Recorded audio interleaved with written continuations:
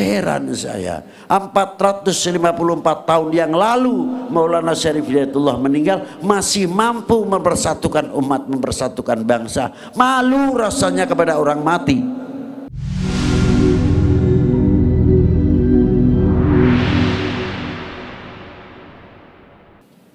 Maka dari itu Allah Ta'ala memuliakan. Sholawatnya para malaikat kepada Rasulullah, istighfar untuk umatnya.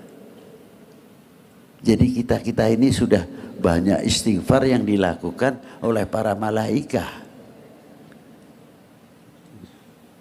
Dan di dalam kalimat sholawat pasti ada wa ala ali Sayyidina Muhammad. Sholawat ini selalu berhubungan setiap hari. Yang pertama, setiap sholat 5 waktu, setiap tahiyat pasti ada assalamualaikum ayuhan nabiyyu wa rahmatullahi wa barakatuh. Langsung antar hubungan umat dengan nabinya. Berapa kali setiap waktu kita hubungan dengan Rasulullah, terlepas daripada sholawat selain di dalam sholat. Nah, kalau kita merasa selalu menyambung kepada Rasulullah, lama-lama juga akan berpikir kalau kita perbuatannya tidak pas, tidak sesuai, tidak terpuji, kita malu karena kita selalu mengucapkan assalamualaikum ayuhan nabiyyu wa rahmatullahi wa barakatuh. Dan di kalimah wa ala ali Sayyidina Muhammad, kalimah wa ala ali bukan makna untuk keluarga saja. Kata Imam Syafi'i, wa ala ali maknanya umat Sayyidina Muhammad sallallahu alaihi wasallam. Jadi kita ini berhubungan setiap hari. Tidak di dalam sholat saja, di luar sholat pun kalau kita membaca sholawat, ya begitu berhubungan. Allahumma sholli ala Sayyidina Muhammad wa ala ali Sayyidina Muhammad. Yang di ujung timur, ujung barat, selagi al-mu'minun al-muslimun, kita selalu berhubungan Allahumma sholli ala Muhammad wa ala ali Sayyidina Muhammad. Ini hebatnya sholawat. Dan di antara kota satu sama yang lain juga sama berhubungan dengan sholawat itu sendiri. Nah, kalau kita sudah merasa kulluhum ikhwani, semua adalah saudara kita, al-mu'min akhul mu'min, al-muslim akhul muslim, apa harapan kita dalam menyambung tali persaudaraan? Pasti kita akan menjaga, jangan sampai menyakiti di antara sesama kita. Harus menjadi contoh ketauladanan yang luar biasa. Apalagi untuk bangsa ini. Kita sudah dididik oleh Rasulullah SAW dengan melalui sholawat, kepedulian kita terhadap sesama kita. Dampak sholawat itu ada hadits Rasulullah yang diriwayatkan oleh sahabat Anas bin Malik. Apa di antaranya sholawat tersebut? Rasulullah bersabda, barang siapa yang membacakan sholawat kepadaku 1 kali, sholawat itu dijadikan suhuban, awan yang jernih putih, diambil dari bahrun min rahmatillah, lautan rahmatnya Allah Ta'ala. Dan awan itu akan menetes, mengeluarkan embun. Apabila jatuh ke bumi akan menjadi emas. Bila mana jatuh ke gunung akan menjadi perak. Apabila jatuh ke orang yang belum beriman akan beriman. Itu hebatnya sholawat. Tanah yang gersang seperti apapun, kalau orangnya min ahli sholawat, insya Allah tanah itu akan menjadi subur karena berakatus sholawat. Gunung pun sama, yang erupsi dan sebagainya sering. Coba lingkarannya atau lingkupnya banyak membaca sholawat, gunung itu akan dingin. Itu diantaranya. Sampai Rasulullah menjunjung dalam sholawat itu orang-orang min ahli sholawat, diantaranya ulama. Bila mana manusia ini sudah lari dari para ulama, 3 hal akan diturunkan oleh Allah Ta'ala. Apa yang pertama? Yarfa'ullahul barokah min ma'isyatihi, akan diangkat barokahnya dari perdagangannya dan pertaniannya. Kalau orang itu sudah jauh dari ulama, buminya pun yang diinjak ikut gersang, gunung pun ikut gersang. Karena apa? Kita menjauhi dari para ulama as-salihin, ulama yang soleh. Itu diantaranya. Nah, sholawat Nabi ya lebih apalagi. Maka pentingnya sholawat. Mari kita, apa yang dimaksud emas di bumi ini? Ya diantaranya jatuh kepada kita ini mampu tidak menjadi emas atau perak-perak, pendingin umat, pendingin bangsa ini, bisa menjauhkan dari segala benturan, dari segala provokasi yang akan memecah belah bangsa ini atau umat ini khususnya. Coba kalau kita rukun, kompak dan sebagainya, rahmatnya Allah Ta'ala akan turun. Coba kalau kita selalu pecah belah, jangan tanya, mana mungkin akan barokah.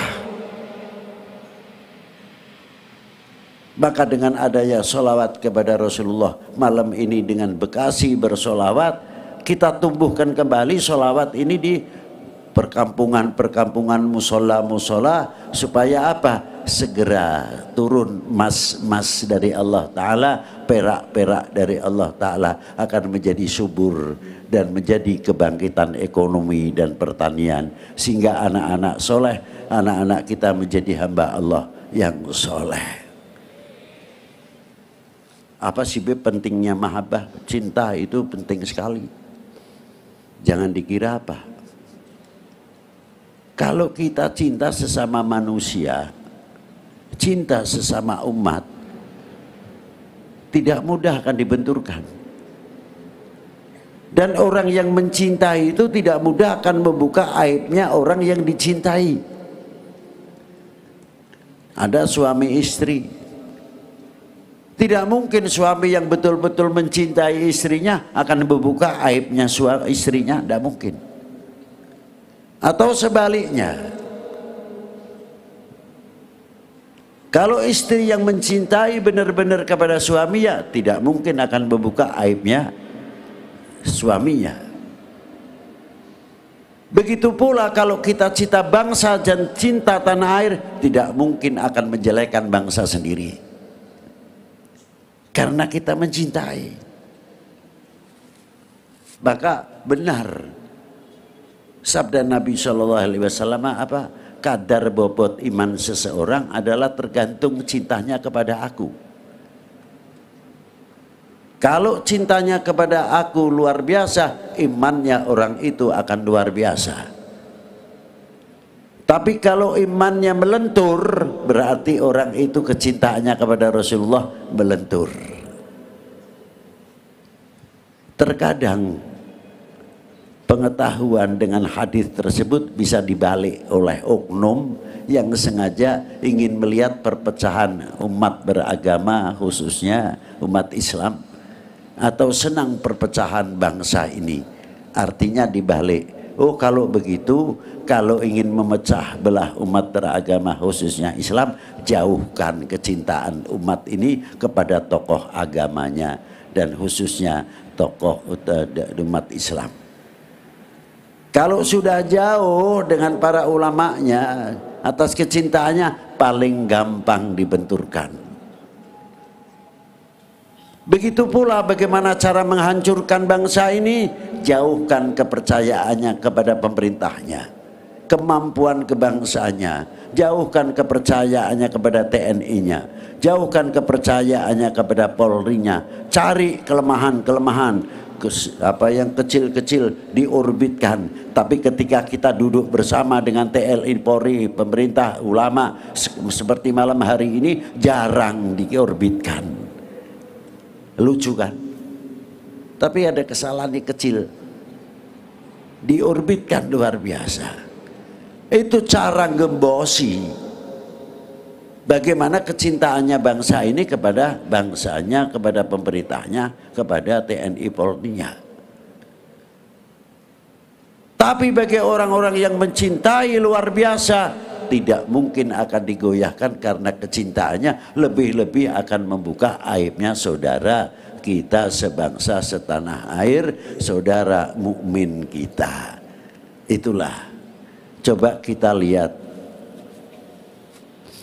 orang mati tapi masih bisa mengajak, masih bisa berdakwah. Saya berikan contoh yang sedikit saja. Luar Batang, Habib Hussein bin Abi Bakar Al-Idrus. Yang kedua Gunung Jati. Ada ndak orang yang ziarah ke Habib Hussein Luar Batang langsung menyanyi? Ada ndak? Tidak ada. Di dalam kuburnya masih berdakwah. Orang datang baca Yasin, orang datang tahlil, orang datang membaca sholawat dan lain sebagainya. Berarti sebab makam Habib Hussein, berarti orang di dalam kubur sudah meninggal sekian puluh tahun atau ratus tahun masih mengajak kita berdakwah, masih kita mengajak bersatu, masih ngajak kita ukhuwah. Ini orang sudah mati. Apalagi di Maulana Syarif Hidayatullah, separuh non muslim, separuh muslim. Yang non muslim dengan segala caranya, keyakinannya, yang kita yang muslim dengan cara kita yang tahlilnya panjang, yang tahlilnya pendek, yang suaranya keras dan lain sebagainya. Heran saya, 454 tahun yang lalu Maulana Syarif Hidayatullah meninggal masih mampu mempersatukan umat, mempersatukan bangsa. Malu rasanya kepada orang mati.